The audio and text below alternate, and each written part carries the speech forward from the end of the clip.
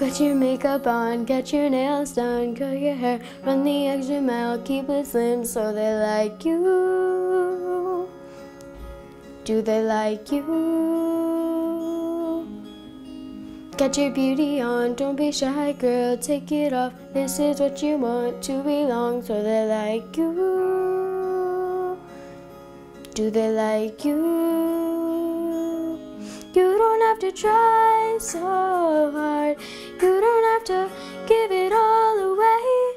You just have to get up, get up, get up, get up. You don't have to change a single thing. You don't have to try. You don't have to try. You don't have to try. You don't have to try. You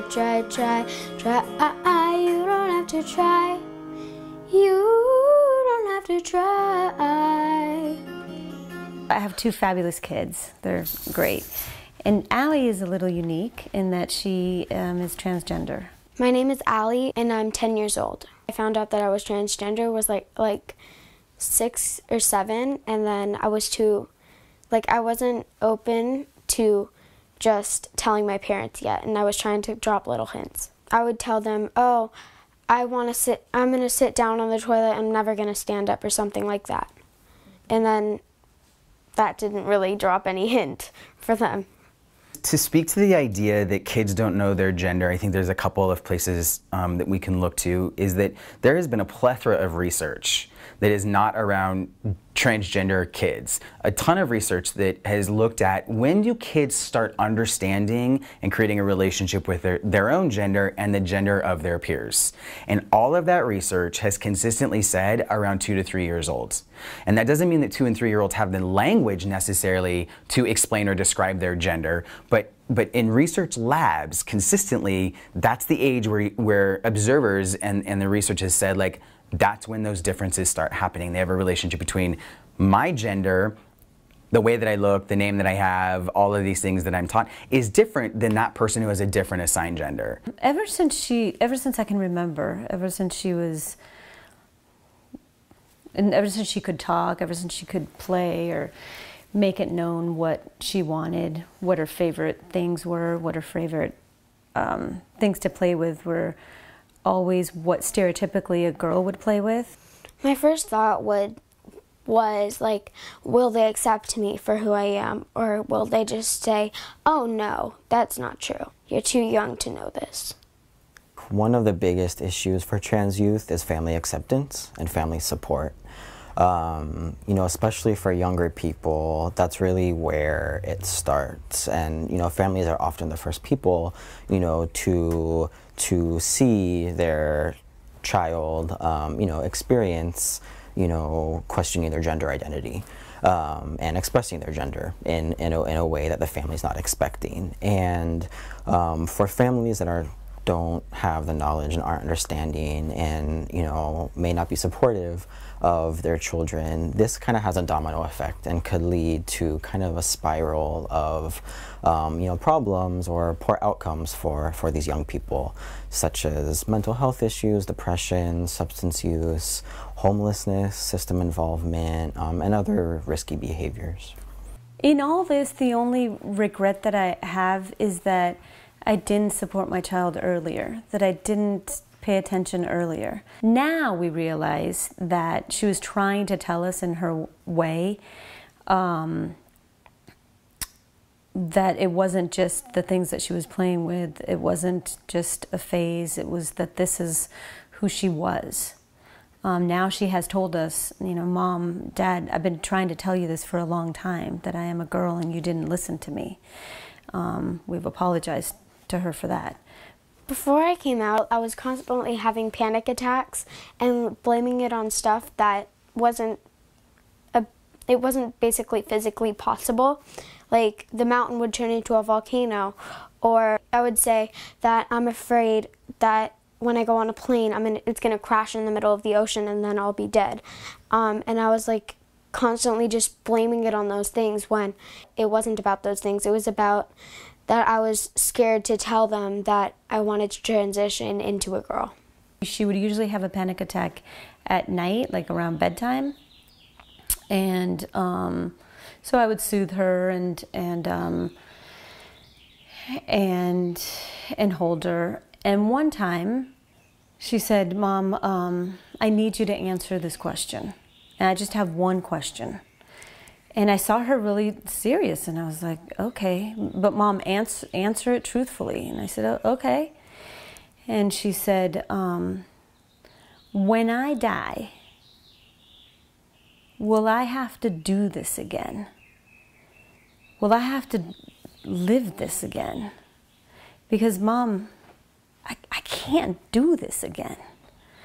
And when your child, who's around 7.5 years old, tells you that she's already thinking about death and dying, that she's thinking about, you know, if I do die, gosh, I might have to live this way again, that life is so hard for a 7.5-year-old, I knew that I had to do something.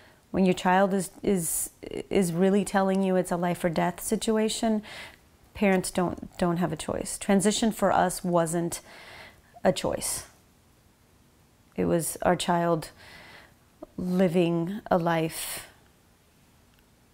with some joy, or living a life ridden with anxiety and depression and other issues. Every single week as I'm sitting in patient rooms with our 7 to 8 new patients, the story is the same. I knew when I was a kid, I was scared, I was shamed, I was bullied, that the story is exactly the same, and now they've arrived at this place and they are carrying significant amounts of trauma as a result of their gender and not being supported, and maladaptive coping. On the day that Allie came out at school, which was September 30th of 2013, my husband and I walked her hand in hand. Well, all of us did. We walked her hand in hand. My husband was sweating profusely. We were extremely nervous. This is the first child that was going to come out in the school in our neighborhood. And unfortunately, there was like news van. I believe it was like CBS or one of those news vans was there, because the school had decided to send out a letter to all the student body the previous day or so that they would know. So somehow the news van found out. And I later found out that there was a group of parents that, I'm going to start to cry, that went to the news people and said, "How dare you? You know, go away. This isn't news. Don't do this." And I will be forever grateful for them doing that.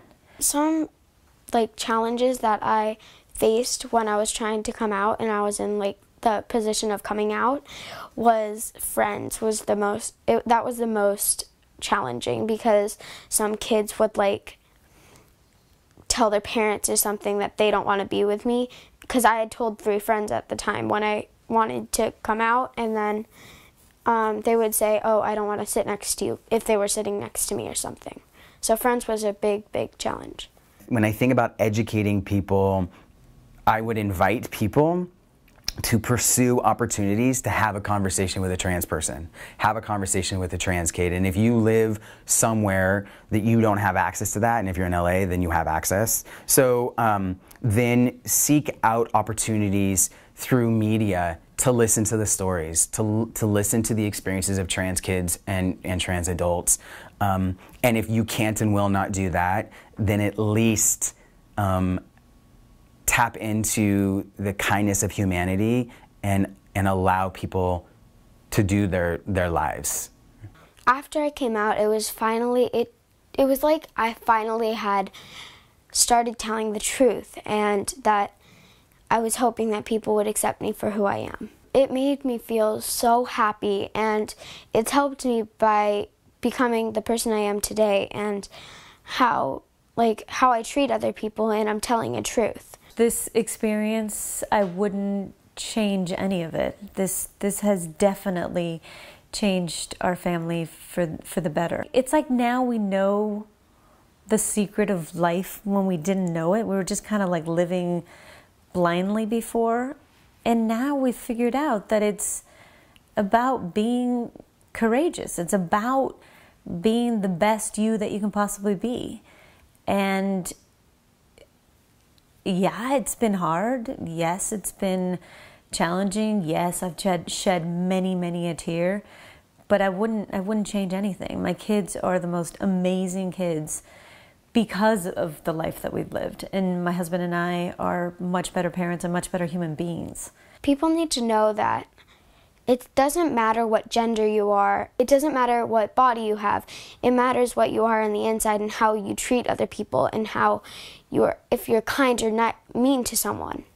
They should just be yourself, and you don't need to, it doesn't matter what other people say to you. Just know that you're being yourself, and that's what you need to do. That's the most important goal in life.